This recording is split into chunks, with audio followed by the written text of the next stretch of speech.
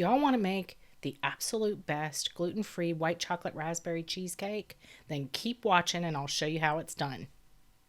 We'll start by making the crust first, and I'm starting with my own homemade gluten-free graham crackers, and they have been finely processed first, and I'm adding to that chopped white chocolate and melted butter. And we'll just pulse this until the white chocolate gets a little finer, and then we can just run it on high until we get to the mixture until it's like coarse wet sand.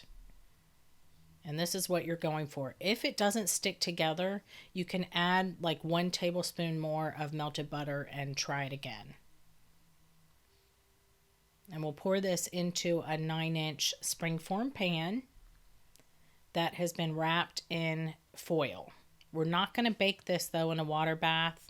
I have a different method for this that we've been using since we got this recipe, and it works great for all cheesecakes actually. So line the bottom, and then I'm going to get just a regular old drinking glass and press firmly at the bottom and then about 1 inch up the sides. And then we'll refrigerate this crust until the filling is done and we're ready to fill it and bake it. So put that in the fridge, and in the meantime, we'll go ahead and get our oven preheated to 275 degrees Fahrenheit and put a pan of hot water in there. So now I am going to mix this by hand because I did want to show you how easy it is to actually do by hand. However, it is really cold in my kitchen, so even though this cream cheese was at room temperature, it's cold. So it was a little less viscous than I wanted, I guess you could say. So I'm just kind of going with my spatula. Otherwise, I could do this with a whisk. But I'm adding heavy cream to it, and eventually I change to the whisk. And then we'll add vanilla, a good amount of vanilla, because the only thing that really flavors this is the white chocolate. So we need a good backdrop of vanilla, at least in my opinion. And this is sour cream that I'm also adding to it. So give that a good whisk. Like I said, if your room is really cold, you might want to like put your cream cheese in the microwave for like 10 or 15 seconds just to get it a little more softened. But I'm adding sugar to this now. And then we're going to add the eggs one at a time and mix to combine after each. And you don't want to add a lot of air once you add the eggs in. Actually, it's actually works better to not do a cheesecake with a mixer. If you can do it by hand, because it incorporates too much air, if you use a mixer, it will actually prevent you from getting cracks on the top. So this is the best part, which is the white chocolate, and it's a lot of white chocolate, just melted and cooled. I just melted it in the microwave, no tempering or anything like that.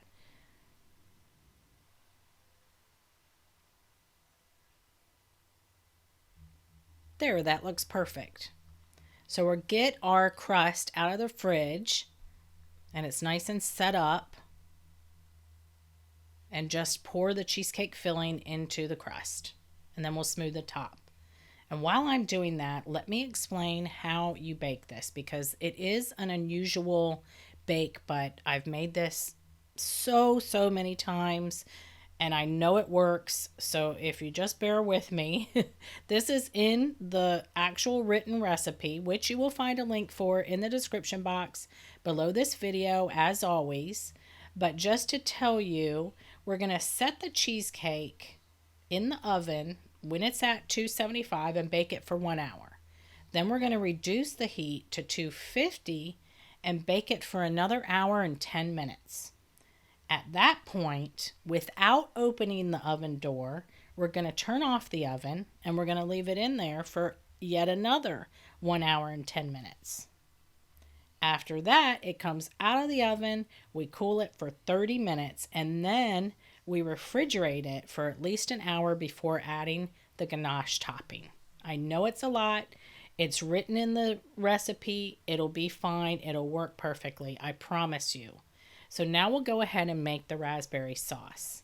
And this is just 2 bags of frozen raspberries, some sugar, and here I am using lemon juice because I did not have an orange, but normally I would use orange juice, freshly squeezed orange juice.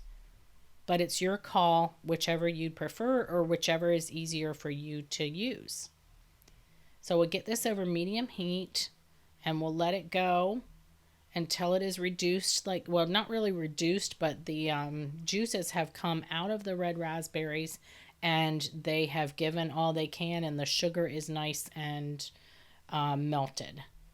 So now you can either put this in a blender or do what I'm doing here and use one of those immersion blenders and blend it up well. And then we also strain it through a sieve to get out all of those strawberry seeds. And then we'll just put this in the fridge until the cheesecake is completely ready. So this is melted white chocolate. Yep, some more melted white chocolate. And to that, we're going to add heavy cream to make a white chocolate ganache to pour over the top, which is absolutely incredible. And this is the way I like to do this because sometimes the white chocolate doesn't melt all the way. So I tend to melt it first and then add the cream, but you also can do it to where you have finely chopped white chocolate. However, all of the white chocolate may not melt and you might have to like put it in the microwave or you'll be left with little chunks. So now it's going over this cheesecake that has been refrigerated for about an hour. So it is in no way ready to eat. This needs a lot of refrigeration time. And it's about, I would say, at least 6 hours, preferably overnight. That'll allow it to perfectly set so you can get a nice, perfect slice of heavenly cheesecake. So smooth that all out, put the sides back on it, wrap it all back up, put it in the fridge. I know it's hard to wait, but it is so well worth it. I'm telling you, this cheesecake is called the cheesecake in our house. Everybody knows what I say when I'm talking about I'm going to make the cheesecake. They know it's this cheesecake. That's how good this is.